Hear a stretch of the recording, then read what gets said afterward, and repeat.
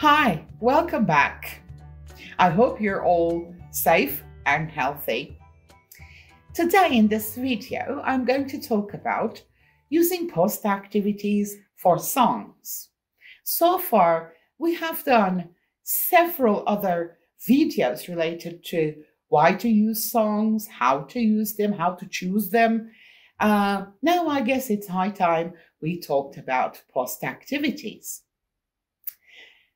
If you remember in the previous video, I have mentioned that after a kinesthetic activity, children may feel agitated and energetic.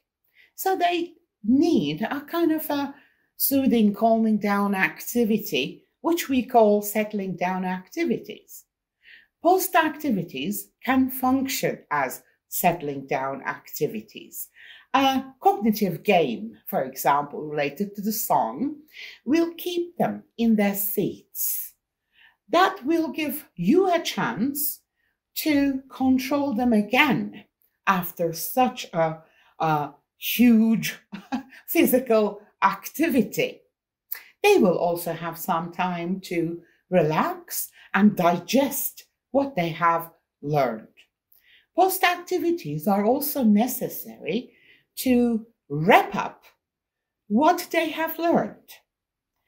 It will be a good summary of the song that you have covered or the language item that you have covered in the song. Post activities also give a good chance, opportunity to young learners to experiment with the item, the language, the concept that they have just learned.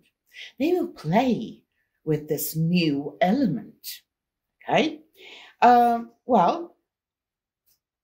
Post activities, of course, can be games, art craft activities, writing activities, or maybe, I don't know, a storytelling, a kind of a dramatization.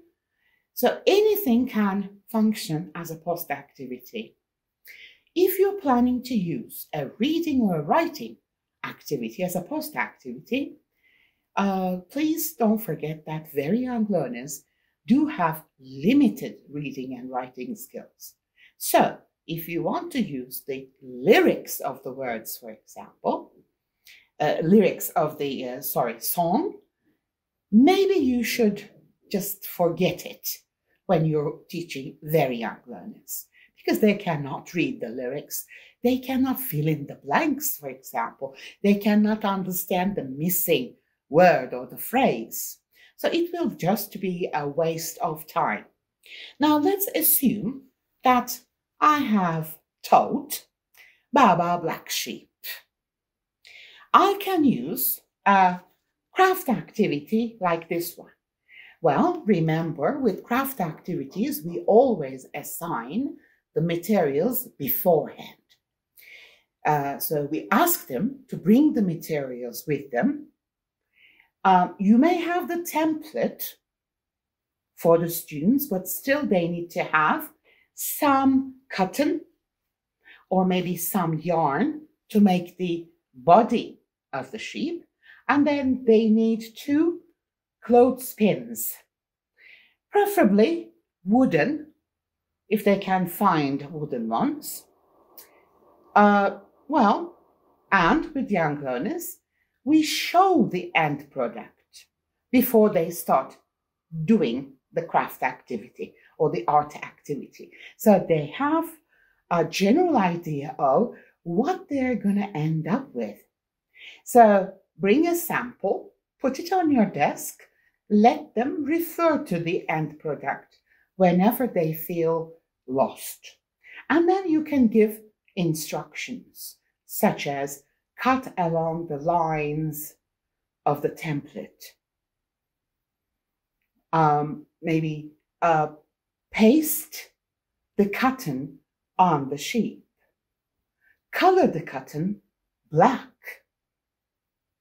And then put the sheep on 2 clothespins. Some sequence of instructions step by step, and if possible, demonstrate each step.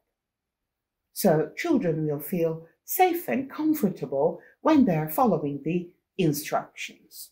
And the end product may not look very nice. Don't worry about it. I mean, at least they have something to play with. It's their black sheep.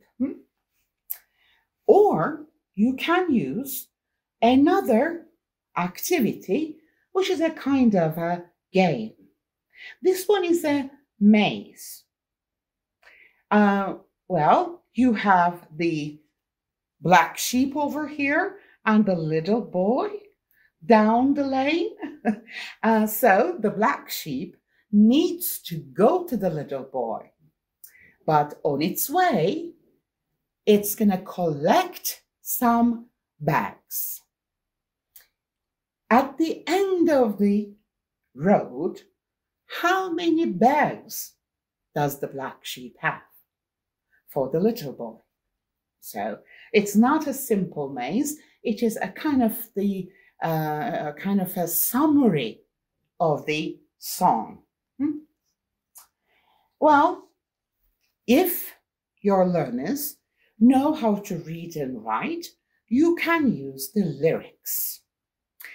I like jumbled sentences very much because the jumbled sentences give students a chance to sing the song again, maybe silently, by themselves, to recall which line comes before the other, and they finally end up with the whole song. You have a sample here. You can have a, better version of it, but believe me, when they want to put these lyrics into the correct order, they will start singing by themselves.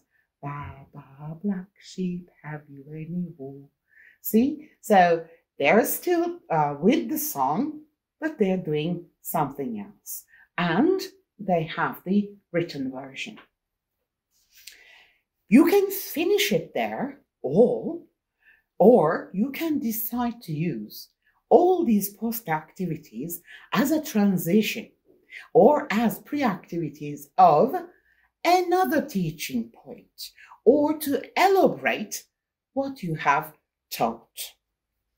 Well, you can plan a lesson to teach colors or numbers. Let's assume, for example, that you have decided to teach colors. Using these post activities, moving on to the new topic, you can change the lyrics of the song, and you can use the same song, and this time, maybe instead of a black sheep, they have a white sheep. So it can go, ba, ba, white sheep, have you any wool? See? The tune is there. They're familiar with the song. Then you can move on to purple, brown. You may think, well, but we don't have purple sheep. Doesn't matter. Children are incredibly creative and imaginative. They can believe that there are purple sheep. And there's nothing wrong with that. By the way, you can color a sheep. Don't, please, but you can. Okay?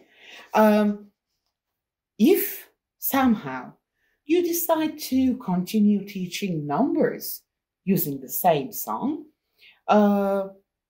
maybe this time you can change the second part of the song. Ba, ba, black sheep, have you any wool? Yes, sir, 4 bags full. Now you need to increase the number of the people. 1 for the master, 1 for the dame, and 2 for the little boys who live down the lane. Can I move on to other numbers? Yes, I can. Ba, ba, black sheep, have you any wool? Yes, sir. 4 bags full. 5 bags full. 6 bags. The only thing that you need to do is to sing the last lyric as 4 for the little boys who live down the lane. See? It's adaptable. you can change it. Well, I believe you can come up with several other wonderful ideas. These are the things that I could think of. Thank you very much for watching this video. Take care. Bye.